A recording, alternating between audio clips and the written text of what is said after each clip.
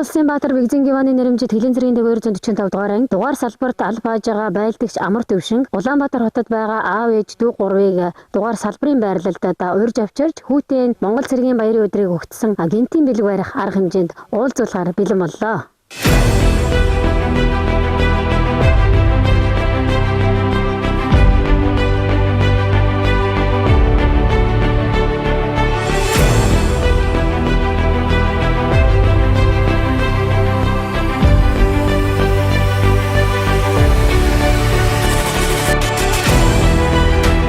Төвшин маань яг одоо сургалттай байгаа юм байна. Тэгэхээр сургалтын дундуур ээжтэй уулзуулах гинтийн бэлгээ барьцгаая.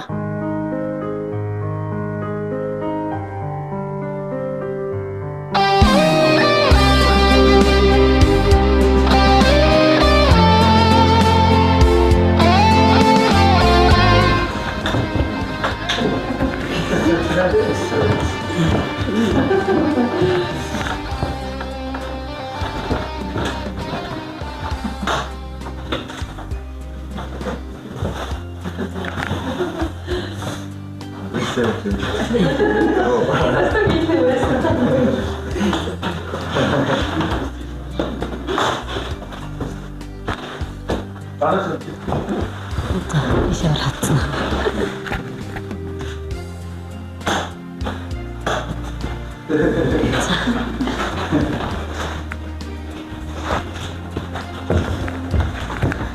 За амрыг ирээ алга тавлаг байна уу?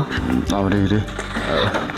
Эх орныхоо дархан хил дээр цэргийн албан хажрын цаг мөчид ээжтэйгээ гинтийн байдлаар уулзлаа. Энэ үеийнхээ сэтгэлийг тавуулцгаа юу? Ингэж үгүй болохоор эргүүллээ. Тий. Яг одоо яг ямар мэдрэмж төрж байна тань?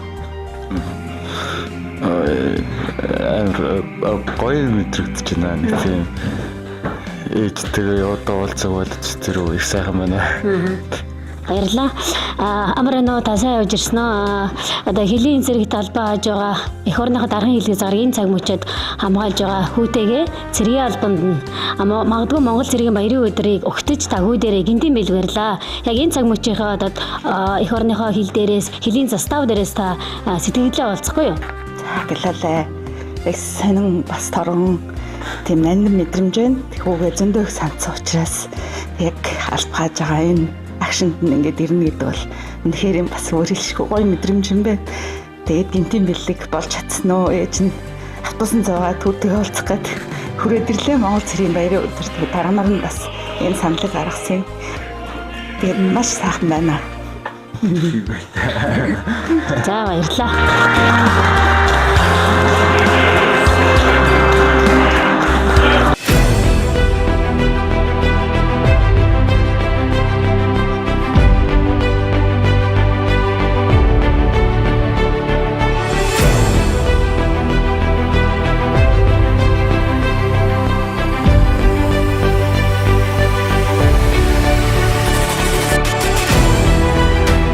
Одоо үүрийн 5 цаг болж байна. Бид бүхэн улсын хилийн торгон шугам дээр ирсэн байна.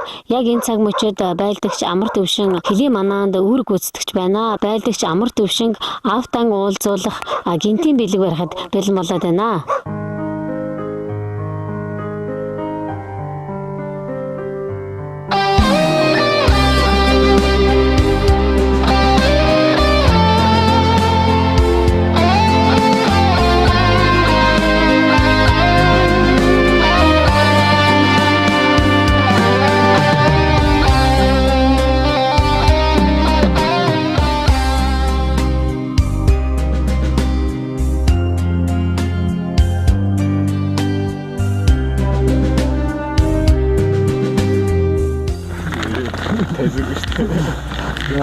Хилийн манай тайван уу?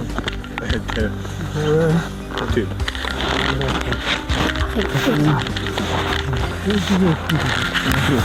Аргачин жодоо бод. За. Марона мананда явах байна. Ой дулаартай мананда явахад арай жоохон амар болсон шүү. За. Хаан хүүгээ аавчгийн хүүгээ ирэхэд энэ Хилийн манага яаж манжин энэ ир хүнийхээ үүргийг яаж биелүүлж нэг нүдэрээ үзэх гээд танаа ангийнхантаа бас ингээд хойулдаад гэх юм уу танаа ангийнхны одоо дэмжлэгээр яг энэ хөлийн торгон үстээр одоо ирж харж байгаад бас аав нь хэвтүүлээ баяртай байна. Энийг одоо зохион байгуулалтын ангийн хамт олонд бас талархаж байгаа илэрхийлье. Энийг юу бодогч юм бэ? Ээж аваастай ингээд ир хүн болсон хилээ манахаар том болсон гэдэг ингээд харуулсан дэх баяртай байна. Тэг өсөж хүмүүжсэн ээж баяртай. Үнэхээр их баярлалаа. Үнэхээр хайртай шүү үзлээ. Монгол их орондоо бас хайртай үзлээ.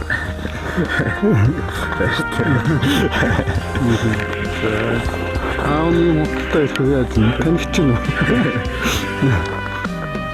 дарахтаа налхаад ирэхээр яаж таньсан уу?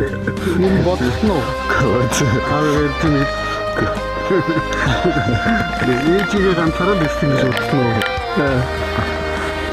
Заавал чирэн хэлээд хөдөлөө хөдөл. Сайхан байна.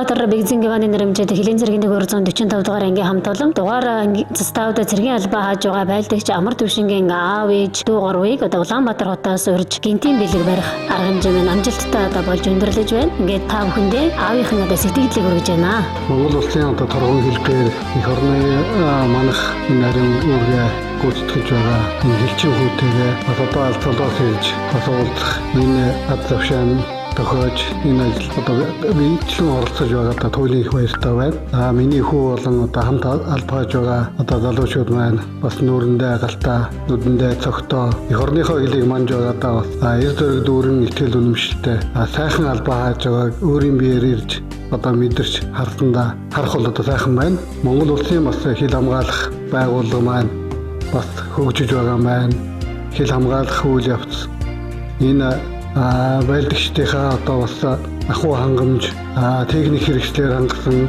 энэ байдлууд бол одоо үнэхээр бас тодорхой хэмжээнд бас хөгжиж байгаа юм байна.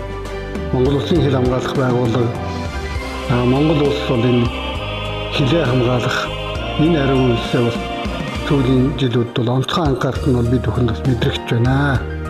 Ингээд одоо хил дээр албааж олон одоо залуучуудаа тэднийхээ одоо эцгийн сэтгэлийг өвөрлөж тэд нартаа одоо мэдлэгээ дэвшүүлж яг хөлийн албан дээр нь хөлийн манаан дээр нь ирж одоо уулзаж урам зориг өгсөн энэ арга хэмжээнд оролцсондоо туйлын их баяртай байна. Энэ арга хэмжээг зохион байгуулсан одоо хил хамгаалах байгууллага одоо хөлийн зэргийн тэг 245 дугаар ангийн хамт олондоо талархснаа илэрхийлж байна.